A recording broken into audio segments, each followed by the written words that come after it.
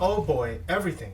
I mean, everything old is new again. And the last time we saw a older retro Wolverine, it was to celebrate the X-Men animated series from 1997. And now we're traveling back even further into my childhood. There's lots to unpack here as we take a look at this Wolverine from the Marvel Legends Secret Wars action figure line. Now, we're talking about figures I had as a kid, even before I had a memory. I had no core memories of getting this figure. I just remember it existing in my toy box. And it was always there along with Spider-Man and Iron Man, I believe.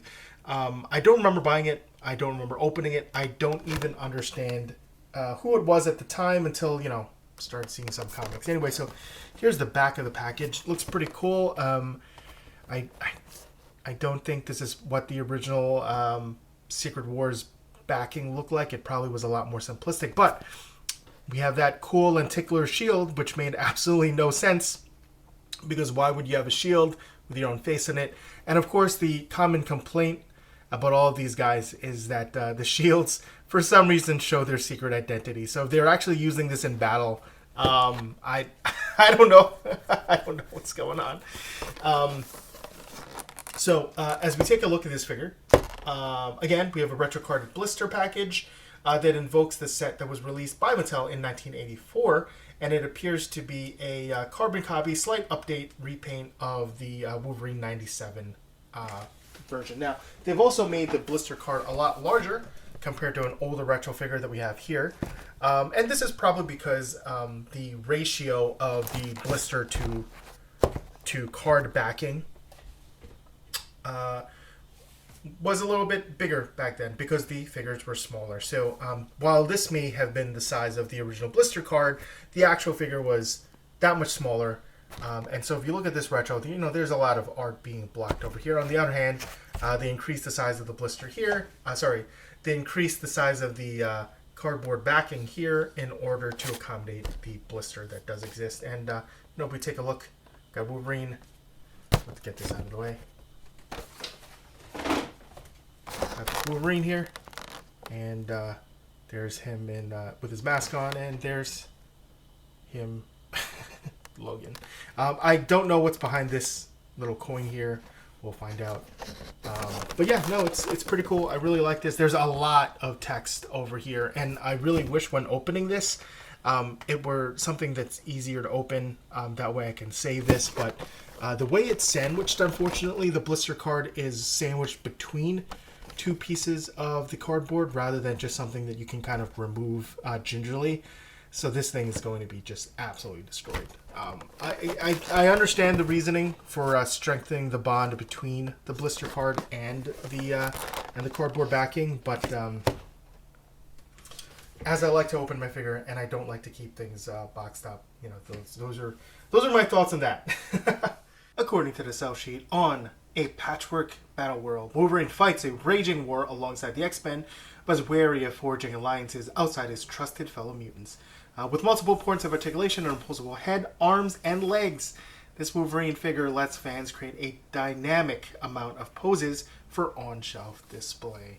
So it's really cool. I mean, it's got a lot of posability here. I do like the way it looks. It's a very unique Logan head that you don't see too often. I don't know how to kind of verbalize or describe this particular look, but it's very different from the other Wolverines, except aside from the hair, of course. And it comes with, most famously, the shield, which I don't think this is a good representation of his face, but it's really cool. And if anybody was wondering, the little coin that it comes with is absolutely nothing. It is not another version of this.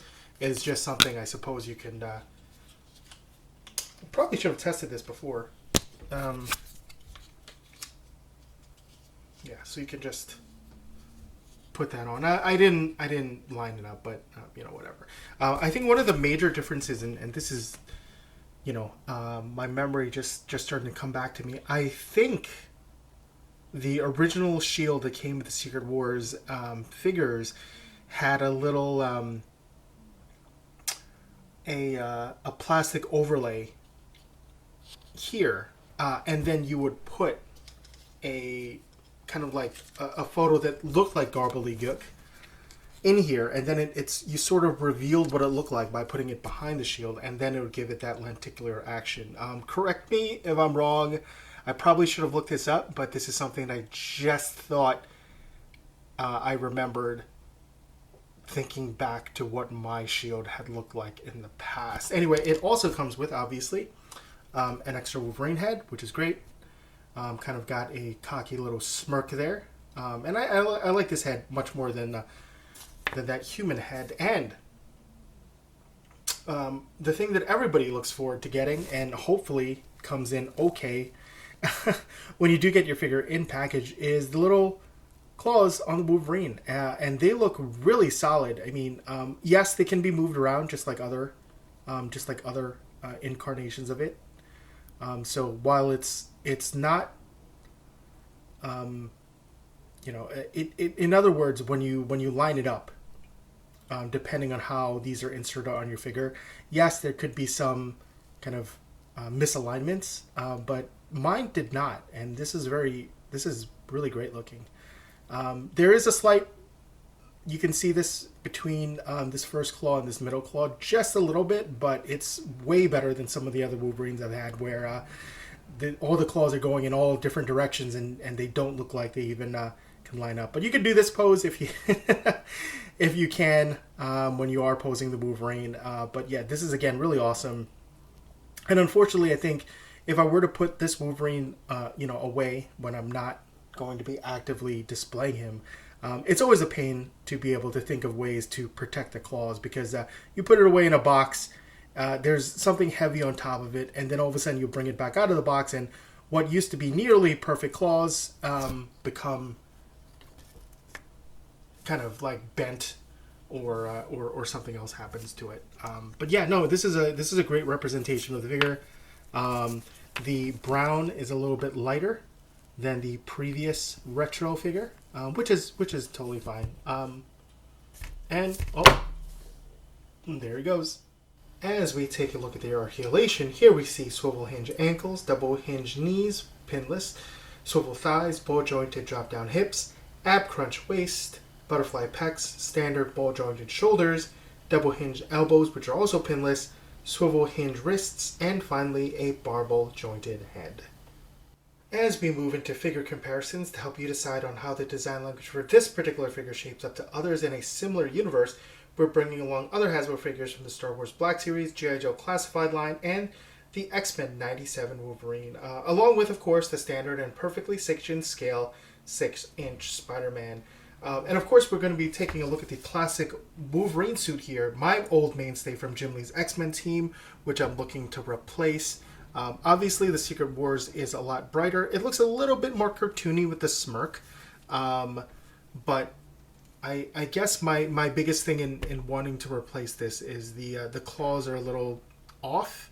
All the claws are going, in which way. And I'm perfectly fine with accepting the Secret Wars version of the Wolverine to be my new one as I sell this one. I also enjoy how the brown on the Secret Wars version is a little bit more dull. This one looks a lot like shiny dark chocolate, which is something that I just noticed when coming up against the light. So anyway, there's what it looks like against the 97 Wolverine. If you have any thoughts on whether or not one is better than the other, just for you. So let me know what you thought of this figure. Did you love it? Did you hate it? What kinds of stuff do you prefer collecting? And what figures are you looking forward to over the next couple months? Thanks for watching, and stay tuned for more content.